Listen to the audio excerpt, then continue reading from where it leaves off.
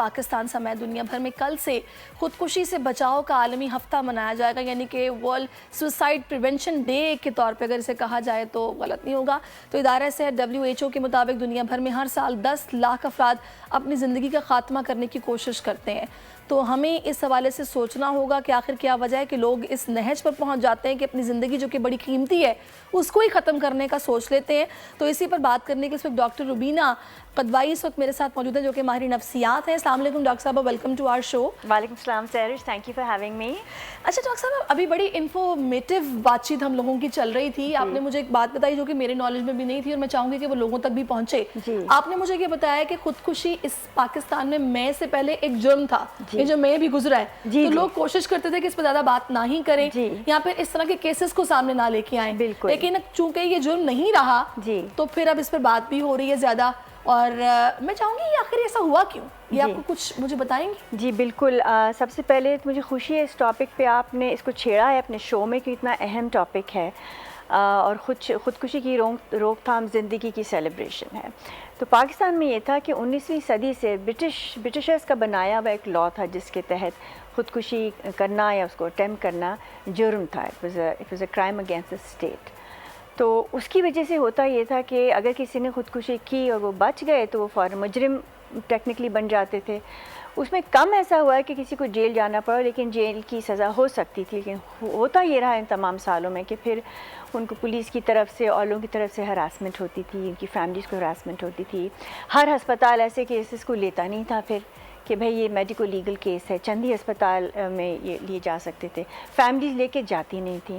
تو یہ ہمیں جاننا ضروری ہے کہ جو لوگ خودکشی کی کوشش کرتے ہیں ان میں سے 80% لوگ وہ ہیں جو کسی نہ کسی ذہنی مرض میں مبتلا ہیں۔ صحیح۔ تو بیسکلی تو یہ وہ لوگ ہیں جنہیں مدد کی ضرورت ہے، نہ کہ انہیں مجرم قرار دیا جائے۔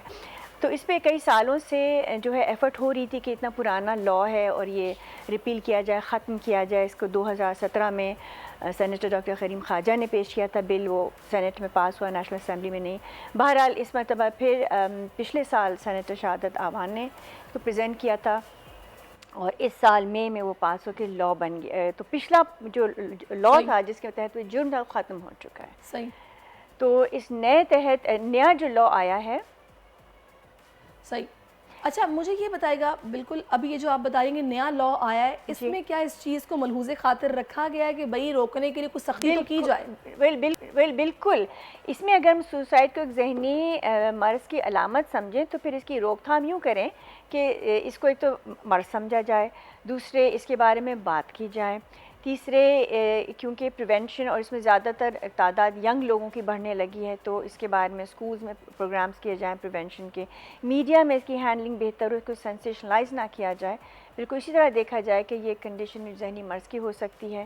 اور اگر ذہنی امراض کی بات ہو اور پہلے ہی اس لوگوں کو مدد مل جائے، پہلے ہی لوگوں کی تشخیص ہو جائے تو خودکشی کی سوچ تک انسان پہنچے بھی نہیں۔ اچھا دوسرا، اس کو جرم تو اب یہ نہیں رہا، وہ ختم ہو گیا، اب جو نئی قانون سازی ہوئی ہے اس میں کیا؟ اچھا تو یہ اچھا سوال ہے، قانون تو ابھی بنا ہے، اس کی پراپر قانون سازی ابھی ہوئی نہیں ہے، تو اس کی وجہ سے ابھی لوگوں میں یہ انفورس فی الحال نہیں ہو سکتا، اس کے ابھی رولز بننے ہیں، ریگولیشنز بننے ہیں تاکہ انفورسیبل ہو۔ ابھی جو ہے نہ لا انفورسمنٹ کو اس کا معلوم ہے، نہ ججز کو معلوم ہے، نہ لائرز کو معلوم ہے، نہ ڈاکٹرز کو معلوم ہے۔ تو آپ جانتی ہیں جب بھی کوئی لا آتا ہے تو اس کے جو رولز ریگولیشن بننا اور جو تمام امپلیمنٹ ہونے کے لیے اس کے نافذ ہونے کے جو سٹیجز ہیں اس سے ابھی اس کو گزرنا ضروری ہے۔ ٹھیک ہے، تو وہ چیز ابھی ہونی ہے، لیکن یہ جرم اب یہ نہیں رہا ہے۔ اچھا اب مجھے یہ بتائے گا کہ ایز اے سوسائٹی کیا وجہ ہے کہ ہمارے معاشرے میں عدم برداشت بہت زیادہ بڑھ گیا ہے، کہ ہمارے میں پیشنس نہیں ہے، ہم اس قدر فرسٹریٹڈ ہیں کہ ہم اتنے خوفناک قسم کے کچھ واقعات سنتے ہیں کہ ہمیں یہ شک ہونے لگتا ہے کہ ہم انسان بھی ہیں۔ بالکل، کہ اگر میاں بیوی کا جھگڑا ہے تو بچے کو چھت سے گرا دیا، بچے کو پٹخ دیا، بیوی کو مارا، گلے کاٹ دیے، مطلب یہ اس قدر کیوں بڑھ گیا ہے؟ مطلب ہم لوگ تو میرا خیال ہے کہ اس اسٹیج سے نکل آئیں کہ ہم انسان کہلائیں۔ واقعی ایسے سننے میں آتے ہیں اب واقعات جو انسان مطلب ہولناک قسم کے واقعات۔ آپ صحیح کہہ رہی ہیں، ایک طرح سے دیکھا جائے تو ٹالرنس جو ہے کم سے کم ہو گئی، برداشت کم سے کم ہو گئی ہے، لیکن دوسرا یہ بھی دیکھیں کہ میڈیا میں ایسی خبریں اچھا ہے کہ آتی ہیں کیونکہ پھر ہم سوشل ایشوز کے طور سے بات کر سکتے ہیں، لیکن جو لوگ برداشت کرتے ہیں، جن سوسائٹیز میں، ہمارے ہی سوسائٹی میں جن طبقوں میں جن لوگوں میں مسائل کو اچھی طرح حل کر لیا جاتا ہے اس کی ایکسپوجر نہیں ہوتی۔ تو ہم یہ دیکھ تو رہے ہیں کہ بڑھ رہے ہیں، ذہنی مسائل بھی بڑھ رہے ہیں اور ملک کے حالات بھی ایسے بگڑ رہے ہیں کہ لوگوں کے مسائل جو ہیں، تو اس کو ایک تو ایڈریس کرنا، اس کے بارے میں کھل کے بات کرنا، اور دوسروں کو سمجھنا کہ جس طرح صحت کے لیے، فزیکل صحت رکھنے کے لیے کچھ چیزیں ہیں جو ہمیں پتہ ہوتی ہیں کرنی ہیں، جیسے کہ واک کریں، نیند لیں، تیل نہ زیادہ لیں، اس طرح ذہنی صحت کے لیے بھی کچھ چیزیں ہیں جو اگر عام پتہ ہو لوگوں کو، فار ایگزامپل دل کی بات کسی سے کہیں، نیند اور کھانے میں بیلنس رکھیں، اگر لوگوں کو یہ پتہ ہو اور یہ پہچانیں کہ اداسی، گھبراہٹ کب نارمل کیفیت ہے اور کب وہ بیماری کی طرف جا رہی ہے. اگر اس ٹاپک پہ کھل کے بات ہو ہمارے معاشرے میں تو لوگوں کو یہ پتہ ہو، لوگ شروع میں مدد لے لیں. بالکل جیسے شروع میں لوگ ڈاکٹر کے پاس چلے جاتے ہیں زیادہ سیریس بیماریوں سے کی روک تھام ہو سکتی ہے. تو کیونکہ ایڈریس نہیں ہوتے، الجھنیں نہیں ایڈریس ہوتی، لوگ پہچان نہیں پاتے کہ یہ کب روزمرہ کی زندگی کی الجھن ہے. میری نظر میں نا یہ بڑی انٹر کنیکٹڈ چیزیں ہیں. یہ جو بگاڑ ہے نا، جس میں ہم عدم برداشت بھی دیکھتے ہیں، فرسٹریشن بھی دیکھتے ہیں، شو آف بھی دیکھتے ہیں، خود کو زیادہ بنا کے دکھانا بھی ہمارے لیے بہت ضروری ہے، اور دوسرے کو کم تر فیل کروانا بھی ہمارے لیے بہت ضروری ہے. یہ کچھ چند فیکٹرز ہیں جن کی وجہ سے لوگ اپنے دل کی باتیں ایک دوسرے سے کرنا چھوڑ دیتے ہیں کہ میرے اندر کیا چل رہا ہے، شاید یہ میری ویکنیس ہو، اس کو پتہ ہے. یہ چیز ہم کیسے ٹھیک کریں؟ ایسا ہے بالکل، لوگوں میں انسیکیورٹی، عدم اعتماد. دیکھیے وجوہات تو بہت سے کمپلیکس، بہت سی وجوہات ہیں، فیملی کے بھی ہو سکتے ہیں، ماحول کے بھی ہو سکتے ہیں. لیکن یہ بھی دیکھیں کہ آج اس وقت پاکستان میں کم از کم 2 سے 3 ایسی ہاٹ لائنز ہیں جہاں لوگ پرائیویسی میں دل کی بات کہہ سکتے ہیں. اگر کسی کو لگے کہ ان کے ارد گرد کسی پہ وہ ٹرسٹ نہیں کر سکتے، اگر الجھن یا لڑائیاں سب سے کسی سے، نمبر 1 تو اپنی فیملی میں کسی کو ڈھونڈیں جس سے دل کی بات کہیں.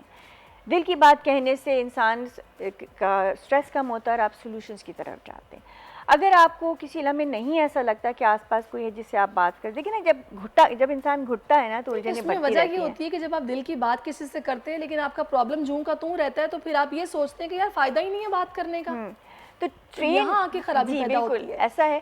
ٹرینڈ کاؤنسلر سے جب آپ بات کرتے ہیں تو ٹرینڈ کاؤنسلر آپ کو مشورہ نہیں دیتے بلکہ آپ کو خود ہی مدد دیتے ہیں کہ آپ سارٹ آؤٹ کریں کون سے وہ مسائل ہیں جو آپ کے بس میں ہیں اور وہاں کیا کیا جائے، کون سے مسائل آپ کے بس میں نہیں ہیں اور وہاں کس طرح سے آپ اسے ایکسیپٹ کریں. اس سوالے کا حل جو ہے، میں نے اکثر لوگوں کو دیکھا وہ میڈیٹیشن کرتے ہیں، وہ نماز پڑھتے ہیں، نماز بھی ایک میڈیٹیشن ہے. بالکل ہے. آپ کیا ریکمینڈ کریں گی کہ اپنی مینٹل ہیلتھ کو اچھا رکھنے کے لیے what we have to do on daily basis؟ Okay, so everyone has a different way، ٹھیک ہے. لیکن جیسا کہ آپ نے بالکل صحیح کہا ہے کہ نماز یا فیتھ ایک بہت زبردست اسٹرانگ مضبوط طریقہ ہے ذہنی صحت کا. دوسرا میڈیٹیشن. تیسرا جو چیزیں انسان کو خوشی اور جوائے دیتی ہیں، یعنی جو کوئی مشغلہ جس میں آپ کا ذہن استعمال ہو. اب آپ کو بات پسند نہیں آئے گی، خواتین شاپنگ سوچیں گی. ہاں بس وہی میں کہنے والی، پیسوں کا ہونا ضروری ہے. شاپنگ یا ٹی وی نہیں، لیکن وہ چیز جس میں آپ کا دماغ لگتا ہے، وہ ریڈنگ ہو سکتی ہے، وہ گارڈننگ ہو سکتی ہے، وہ ڈرائنگ ہو سکتی ہے، کوئی ایسی چیز ہو سکتی ہے جس میں آپ کا ذہن لگتا ہے. تو مشغلہ، لوگوں میں اٹھنا بیٹھنا، بات چیت کرنا، قدرتی جگہوں پہ جانا، پارکس میں جانا، واک کرنا، اپنی صحت کا دیکھنا. فزیکل ایکٹیویٹی سے ذہنی صحت بہتر ہوتی ہے. یہ چھوٹی چھوٹی چیزیں، اور ہر انسان ہر کچھ شاید نہ کرے. لیکن ڈاکٹر صاحبہ اس پر ڈیپینڈ کرتا ہے نا کہ آپ کو کس طرح کی پرابلم کا سامنا ہے. اچھا ڈاکٹر صاحبہ میں چاہوں گی فائنلی اگر آپ کوئی میسج دیں مینٹل ہیلتھ کو لے کر. جی شارٹلی. جی تو میں یہ کہوں گی کہ مینٹل ہیلتھ کے بغیر پوری ہیلتھ نہیں ہے. اور مینٹل ہیلتھ کے بعد سب سے بڑی بات ہے کہ دل کھول کے بات کریں، اپنی صحت کا خیال کریں، نیند اور بھوک کا دیکھیں، اور ہر انسان کو اپنے اندر کی جو ہے امید جو ہے وہ ریاض رکھنی چاہیے. بول انٹرٹینمنٹ کے شوز دیکھنے کے لیے ہمارے چینل کو سبسکرائب کریں اور بیل آئیکن پر کلک کرنا نہ بھولیں.